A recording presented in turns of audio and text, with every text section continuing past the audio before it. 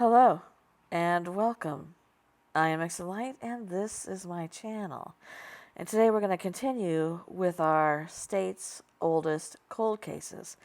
For those of you who are new to this, I'm going to let you know that for the most famous cases that have had the most press conference, that just nothing else can be said about them, I'm not going to do those. I'm going to concentrate on the lesser known cases and shed some light on those. Before we get started, if you would please give this video a thumbs up, I would greatly appreciate it. As you all know by now, that really helps my channel, and if you are not subscribed, please do that as well, which also helps my channel, and if you click that bell, you'll be notified every time my content goes up. Alright, let's get started with our first one for today. Today we're going to start with Maria Ridulph. Just after 6 p.m. one night in December of 1957, 7-year-old Maria Ridulph was playing outside in the snow in Sycamore, Illinois, with her very best friend, Kathy Sigmund. It was then that before long, a man in his 20s approached the girls. He said his name was Johnny, and he asked if they wanted piggyback rides. Maria said yes. Kathy ran in to get her mittens on real quick, and when she came back, Maria and Johnny were gone. Police guessed that Johnny was John Tessier. He was a local who'd once been caught trying to abduct a child, but he had an alibi. He'd been 40 miles away in Rockford enlisting in the Air Force, a story that was only corroborated by his parents. Investigators investigated up to 70 other people, and it went nowhere. And in April 1958, Ridulph's body was found about 100 miles away. In 1993, Tessier's mother, Eileen, recanted her story. She said she lied about the alibi, and she told her daughter, Janet, that John had been responsible for Maria's death. Janet tried 3 times to get the police to open the case, and finally on the 3rd time they did in 2008. In 2010, a Seattle police officer arrested Jack McCullough, also known as John Tessier.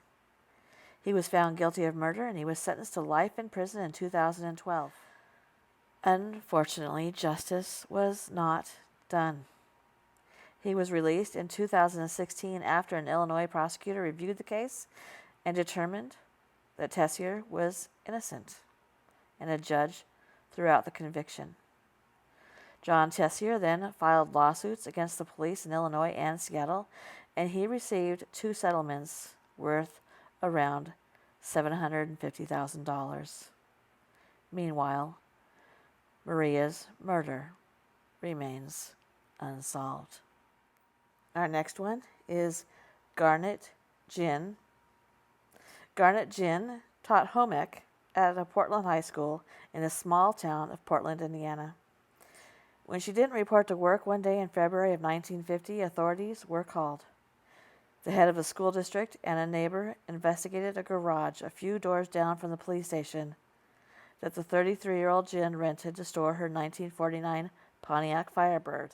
And that's where they found the body of Garnet Ginn, who was hanging from a sewing machine belt that had been tied to a door handle. At first, her death was ruled a suicide, and the remains were released to a funeral home before the coroner could even make a proper assessment. A few weeks later, Garnet's family had her body exhumed and an autopsy was performed. The cause of death was later changed to strangulation.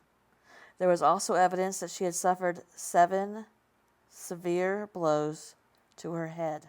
Ceiling planks in the garage had been recently broken, which led police to believe that Garnet's murderer had lay in wait for her in the rafters and then jumped down on her to attack her when Garnet returned from a party at the local country club. A neighbor heard a scream around that exact same time, but she thought it was a cat. And she also saw a shadow in the garage, and she assumed that it was Garnet. Whoever cast that shadow was never uncovered. Our next one is Leota Camp. On the morning of July 10th, 1967, a 25-year-old stay-at-home mom named Leota Camp watched as her husband went off to work, and then she went into the backyard of her home in a blue-collar neighborhood of Des Moines to hang her laundry and look after her kids. She had a 3-year-old girl named Brenda and a 4-year-old boy named Kevin.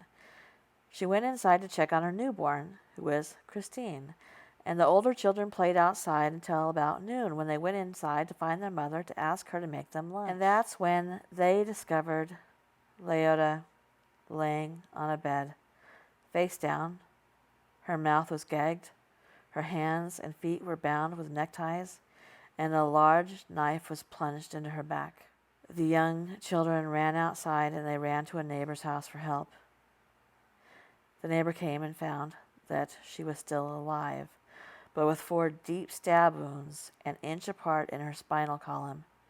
She died in an ambulance en route to Broadlands Polk County Public Hospital. Leota's murder baffled local police. She had not been assaulted. Nothing had been stolen from the house, and the kids hadn't heard a thing. One neighbor told authorities that they'd seen a man driving a black Ford Mustang who parked near the Camp family home before walking towards it. But the identity of that man, if he was even Leota's murderer, was never determined. The last activity in the case came in response to a tip in 2008, which ultimately proved fruitless. And our next one is going to be Kelly Lynn Albright. She was just 12 years old on September 17th in 1970, which is the day she vanished from the home she shared with her mom and stepfather in Reno County, Kansas. Police suspected that there was an abduction, and 4 days later a farmer found her body in a field. Investigators said that Kelly Lynn was unclothed and had been assaulted and then stabbed 18 times. Authorities had very few suspects that they considered may have kidnapped and murdered Kelly Lynn, but none of those individuals were ever charged, and no one was ever arrested. The most likely culprit, according to the Reno County Sheriff's Department, was a man named Glenn Davis. He was a family friend of the Albrights, and a neighbor saw his car near the victim's home the day of her abduction.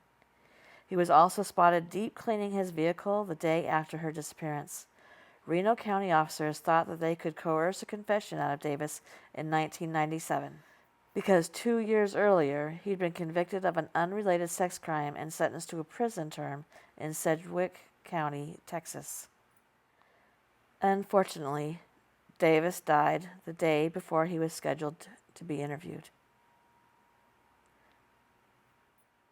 And our last one for the day, Betty Gale Brown.